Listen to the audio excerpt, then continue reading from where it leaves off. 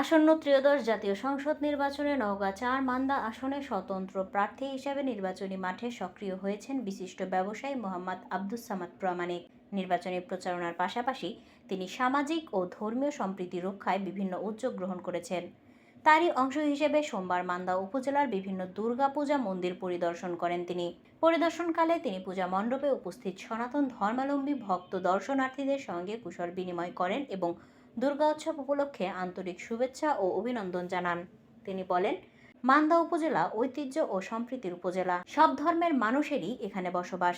সম্প্রীতির বন্ধন অটুট রাখাই হবে আমার অঙ্গীকার। আব্দুস সামাদ প্রামাণিক আরও বলেন, মান্দার মানুষের সুখ দুঃখের সাথী হয়েই তিনি আগামী দিনগুলোতে কাজ করতে চান।